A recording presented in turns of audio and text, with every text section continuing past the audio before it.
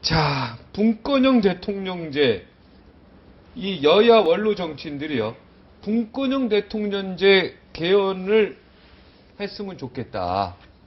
그리고 여기다가 요 얘기부터 할까요? 분권형 대통령제 어떻게 생각하십니까? 네, 저는 그 원로분들의 그 성명서를 보고요, 사실 너무너무 기뻤습니다. 아, 기뻤습니다. 네, 왜냐하면 한국 정치에 있어서 가장 큰 문제가 제왕적 대통령제다라고 하는 게 핵심 아니겠습니까? 네. 그리고 그에 대한 처방으로 대통령의 권한을 나누는 분권형제로 가야 된다라고 하는 건데요.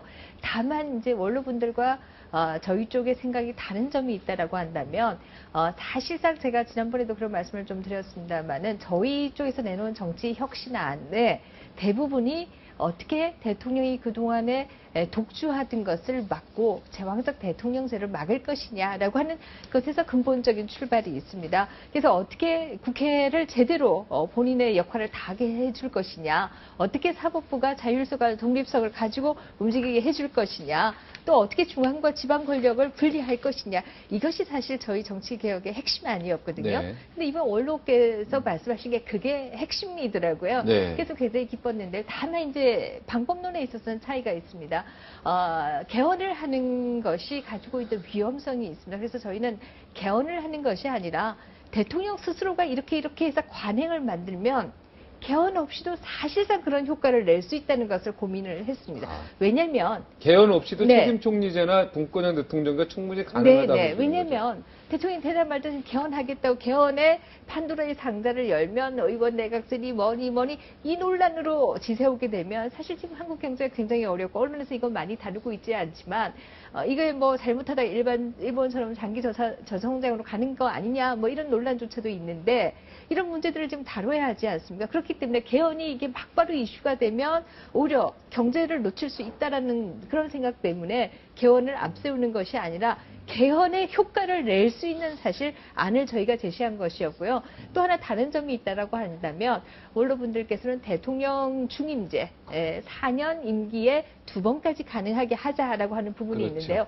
이 부분은 사실 저희가 자신이 없었습니다. 왜냐하면 국민들이 대통령들에 대한 불만이 굉장히 크고 뿐만 아니라 이 정부에 들어와서는 무슨 창원 그 터널 디도스 의혹이니 뭐 선관위 디도스 의혹이니 네. 뭔가 선거 관리가 공정하게 안 되는 것 같다라고 하는 이런 의혹들이 지금 계속 나오고 있지 않습니까? 이런 가운데서 만약에 대통령이 재선에 나가겠다라고 한다면 과연 중립적으로 대통령이 선거 관리를 할 수 있겠는가라고 하는 문제가 있는 거지요. 그래서 이 대통령의 중임제라고 하는 것은 어쩌면 지금과 같이 선거 관리에 여러 가지 의혹이 나오고 있는 이런 상황에서는 바람직하지 않을 수도 있겠다라는 생각을 선거 부정 가능성 때문에 네네. 대통령 중임제는 올바른 행태이긴 하지만 선거 부정 가능성 때문에 이 부분에 대해서는 고민 중이다 이런 얘기시네요.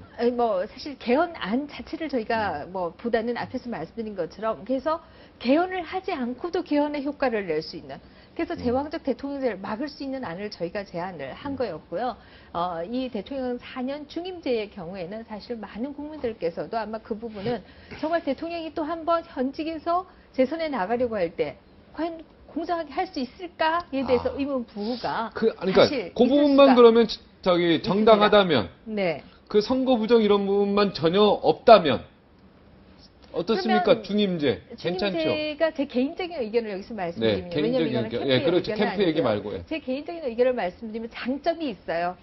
국정 운영이 그렇죠. 일관성을 8년 가지고 할 수 정도는 있는 돼야지 웬만한 정책이 될 거 아니에요. 장점이 있을 수 있습니다. 그러나 문제는 만약에 이게 이제 선거의 공정한 관리가 흔들리기 시작하면 민주주의가 엄청나게 후퇴해버리는 거거든요. 그런 사실 위험성이 있고요. 그래서 그 부분은 일단 놔두고 지금 현재 대통령이 가지고 있던 많은 권한들을 실제로 국회에 이양할 수 있는 방향이 뭐냐.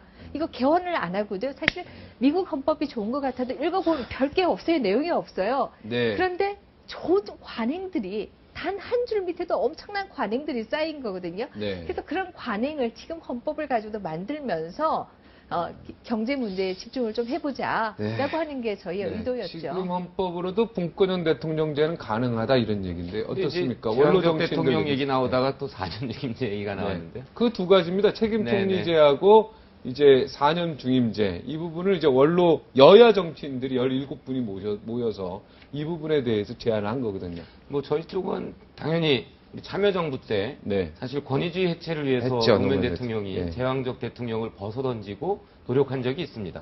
그 성공 여부에 대해서는 역사가 판단하겠지만 저는 노무현 대통령만큼 제왕적 대통령을 벗어던지고 새로운 혁신과 개혁을 한 분이 없다고 생각합니다. 네. 그 정신은 저희 캠프 문재인 후보에게 당연히 있고요. 제왕적 대통령에 대해서는 저희는 출마 선언부터 처음부터 나왔습니다.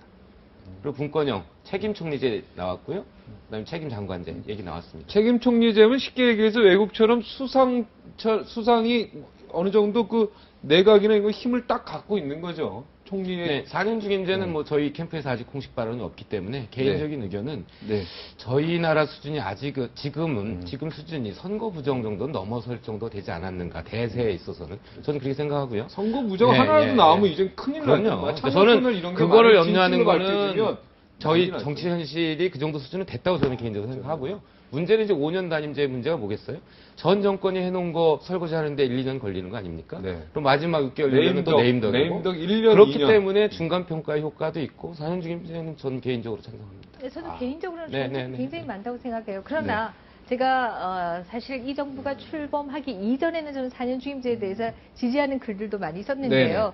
근데 이 정부에 들어와서 사실 선거 관리에 있어서 많이 후퇴한 게 사실 아닙니까? 민주당에서도 많이 지적한 것으로 제가 알고 있는데요. 그렇기 때문에 오히려 어떤 면에서는 현직 대통령이 또 선거에 나서게 되면 과연 선거 관리가 정말 잘 될까에 대한 의심이 요즘은 잘 커지고 있어요. 되겠지요. 지금 만약에 잘 안 되면 큰일 나죠. 선거 저는 중앙선관위 잘은 디도스 몰라도. 여부에 대해서는 어떻게 생각하시나요? 뭐 창원 디도스 문제, 물론 디도스의 아직 문제는 뭐 의혹들이 보수권에서 있습니다만은. 사실은 비상식적인 행동들을 많이 합니다. 네. 지금 현재도 많이 하고 있는데 근데 국민의 수준이 그게 대세를 어긋나지 창원 않다고 터널 생각하고요. 문제도 그 아직 진실은 밝혀지지 그렇죠. 않았죠. 제가 의혹이라고 네, 의혹이라고 근데 이제 했죠. 저희는 또 한 가지가 있습니다. 이 정치 쇄신에 있어서 또 지방 분권 이런 문제에 대해서 굉장히 중요하다고 생각하거든요.